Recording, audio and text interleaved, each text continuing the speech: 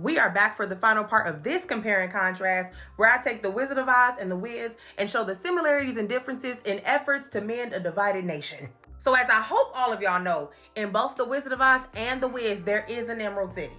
Baby, they pull up to that door and knock.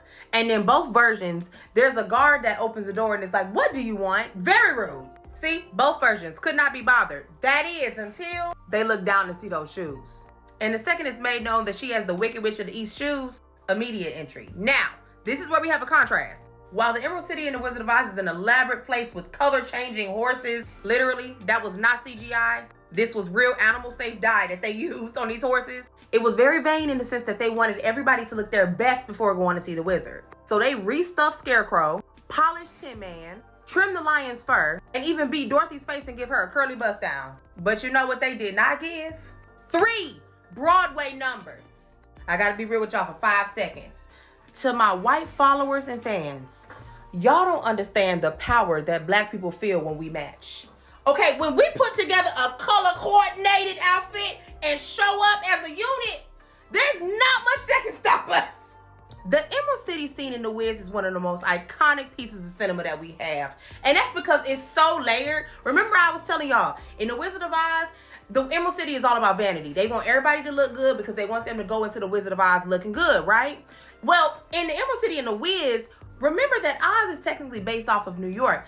So this is the financial district, which is why the girls say, "I've got to be seen green, wouldn't be caught dead red." Cause, sing with me friends, if you are seen green, it means what? It means you've got mean bread. Now, while they did not tell Dorothy and them to come in and get their hair and nails done, they did give them a 3.5-minute show of them talking about why they look fantastic in green. That is until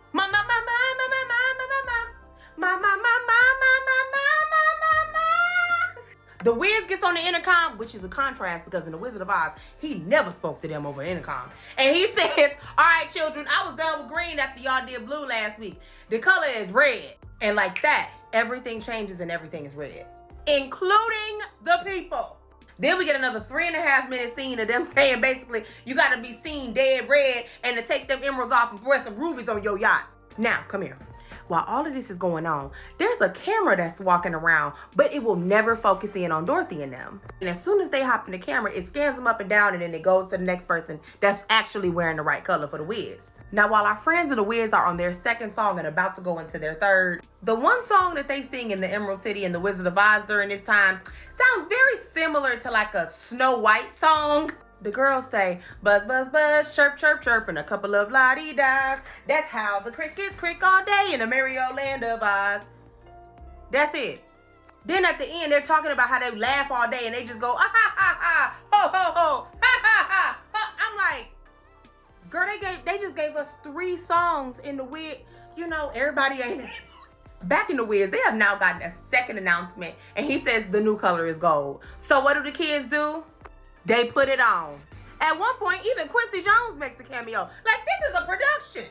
Okay, back to the compare and contrast. I just really had to give that scene the love it deserves because the Emerald City scene is flawless. So in both movies, this is where it gets very criminal. After they all sing that Snow White-esque song in The Wizard of Oz, the Wicked Witch pops up and spells this in the sky. I've been telling y'all she know where they are the entire time, so she spells out "Surrender Dorothy." This leads to Lion singing a song about how if he was the king of the forest, none of this would ever be happening. And all while this is going on, one of the guards is going to check to see if they can come back there and see the Wiz. Well, unfortunately, the guard comes out and says absolutely not. But what does Dorothy do, ladies and gentlemen? Baby, she sits on that step and sobs. Now here's the contrast. Judy Garland was 16 in this role and she played the hell out of Dorothy. And I believe these tears. Now Diana, on the other hand, back to the story. She cries so hard that it breaks the guard's heart because he also had an Auntie Emily and he's like, "All right, I'll let y'all in. I got an Auntie Emily as well. I got a soft spot for that." Now here's the contrast, which is hysterical because it's very realistic. The only reason that Dorothy and the Wiz was let upstairs is because those cameras that were walking around saw the shoes and the Wiz said, "Oh, you have the ruby slippers or the silver slippers. Come on upstairs," right? The guard was only gonna let Dorothy up. But Dorothy says, "No, either you let my friends up or I don't come up at all." So he says, "What? All right, fine. You and your friends can come up. Dorothy did not cry. Dorothy put her foot down, which, nah. Girl, they get upstairs, and in the Wiz, the great and powerful Wiz looks like something out of the Renaissance World Tour. He's terrifying, spitting fire, all of that, and he asks why they're there and what they want. Where in the Wizard of Oz, where the great and powerful is just basically a projection because it's the 30s, he already knows why they're there and what they want. So after Dorothy from the Wiz explains what she wants, he tells them, yeah, I can help you out, but you gotta go and kill Eveline, the Wicked Witch of the West first. And of course, they're all shook because they're like, kill? What do you mean? We just was trying to go home. Whereas in the Wizard of Oz, he tells them, I need you to bring me the broom of the Wicked Witch of the West. To which they say, but if we do that, we would have to kill her. And he's like, that's all I have to say, bye. The Cowardly Lion runs out of there, and I have never felt more seen in my life. Me and my grandfather used to holler at this scene. Now here's one huge contrast.